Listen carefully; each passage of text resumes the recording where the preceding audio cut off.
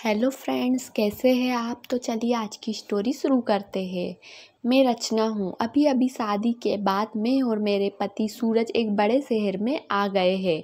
हम दो ही लोग हैं, एक बड़ा फ्लैट है। मेरे पति की अच्छी जॉब है। मैं कभी कभी यह सोचती हूँ कि मुझे बहुत अच्छा पति मिला है। शहर में आए अभी हमें कुछ दिन ही हुए, तभी एक दिन मेरे पति अचानक एक 18 साल की लड़की को घर ले आए। कहा कि गरीब है ये, इसी घर में काम करेंगी। मैंने कहा ऐसा क्या काम है हम दोनों के बीच, मैं अकेली कर सकती हूँ। लेकिन उन्होंने बोला या यहीं रहेंगी और कुछ काम करेंगी। मैंने बोला ठीक है। किसी अजनबी जवान लड़की को इस तरह अपने घर में रखना मुझे कुछ समझ नहीं आया, वो भी तब जब मैं मना कर रही हूँ। रात मैंने सोचा कि उनसे पूछूं कि आखिर यह लड़की कौन है, लेकिन रात जब मैं कमरे में गई तब वो अपने लैपटॉप पर मीटिंग में बिजी थे। जैसे ही मैंने दरवाज़ा खोला उन्होंने मुझे हाथ से इशारा कर चुप रहने को कहा। मैं बिस्तर के एक साइड पर सो गई। सुबह करीब 7 बजे मेरी नींद खुली, तब मैंने देखा पतिदेव बिस्तर पर नहीं है। मैंने बाथरूम में देखा, वहाँ भी नहीं थे। दरवाजे के पास जाकर जब मैंने किचन में देखा तो मेरे पति हाथ में पैसे लिए उस लड़की को दे रहे थे और वो लड़की रो रही थी। वो उसे चुप भी करा रहे थे। पैसे देकर वो मुझसे मिले बगैर बाहर मेन डोर से निकल गए। मुझे अब कुछ समझ नहीं आया कि बात क्या है। थोड़ी घबराहट भी हुई। अजीब अजीब ख्याल मन में आने लगे। साथ ही यह भी ख्याल आया कि जो मैं सोच रही हूँ क्या पता ऐसा कुछ भी ना हो। मैं बेडरूम से बाहर आई। वो लड़की ने मुझे देखकर अपने आंसू पोंछ लिए। मुझे देखते ही बोली, मैडम साहब बोले कि वो आज शहर के बाहर जा रहे हैं किसी मीटिंग के लिए, कल शाम तक आएंगे। आप सो रही थी इसलिए आपको उठाया नहीं। मुझे कहा कि आपको बता दे। मुझे उससे बात करने का बिल्कुल भी मन नहीं कर रहा था, इसलिए मैंने उसकी तरफ देखा भी नहीं। बस अब मैं अपने बेडरूम में बैठी कुछ सोचने लगी। शादी को अभी 1 महीना ही हुआ है और मैं उनके बारे में ना जाने क्या क्या सोचने लगी। लेकिन उन्होंने मुझे सोचने का कारण भी दिया है। एक तो यह लड़की वो अचानक ले आए, मेरे मना करने के बाद भी उन्होंने इसे यहाँ काम पर रखा और आज वो उसे रुपए भी दे रहे थे। मैंने सोचा कि एक बार फ़ोन पर उनसे बात करके देखती हूँ। मैंने उन्हें फ़ोन लगाया पर उनका फ़ोन स्विच ऑफ बता रहा था। यह पहली बार था जब ऐसा हुआ कि उनका फ़ोन बंद है। अब मेरा सर और भी चकरा गया। इतने में वो लड़की रूम में चाय लेकर आती है। बोली, मैडम चाय। मैंने भी उसको पूछा, तुम्हारा नाम क्या है? बोला, राखी। उसके पास फ़ोन भी था और अब वो वाइब्रेट हो रहा था। फ़ोन को रिसीव करने वो दौड़कर मेरे बेडरूम से बाहर गई।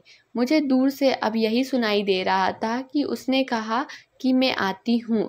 फिर बात करके वो फिर मेरे बेडरूम में आकर कहती है, मैडम मैं 2 घंटे में आती हूँ, मुझे कुछ काम आ गया है। इतना बोलकर वो मेरे हाँ सुने बगैर ही चली गई। मैं कुछ बोल ही नहीं पाई। लेकिन फिर 2 मिनट मैंने मन में आया कि क्यों ना उसका पीछा करूं, और मैंने 1 सेकेंड में कपड़े चेंज किए और उसके पीछे चली गई। वो मुझे मेरी बिल्डिंग के नीचे दिखाई दी। उसके बाद उसने एक रिक्शा लिया। मैंने भी रिक्शा लेकर उसका पीछा किया। रिक्शा एक पतली सी गली में जाकर रुका।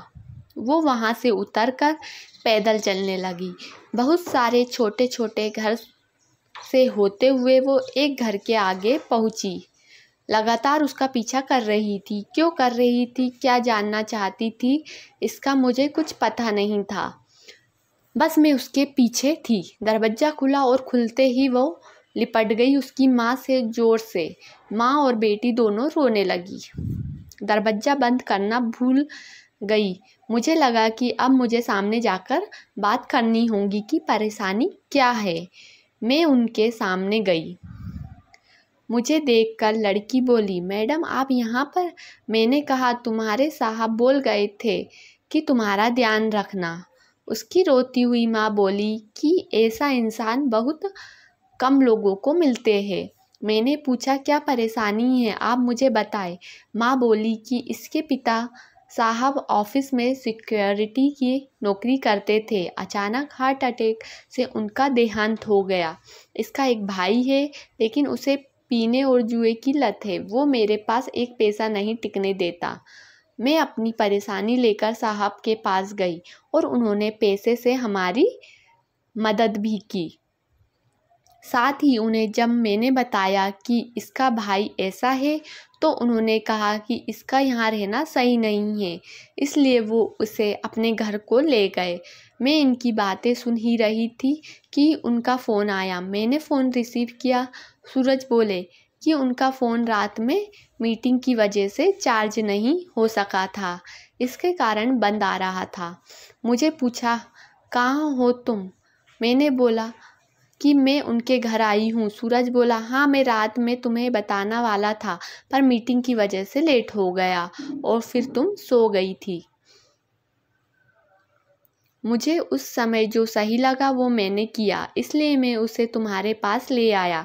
मैंने कहा, बिल्कुल ठीक किया आपने लड़की को लेकर। फिर मैं अपने फ्लैट पर चली गई। अब मैं उसे और अपने पति दोनों को और भी ज़्यादा प्यार करने लगी थी।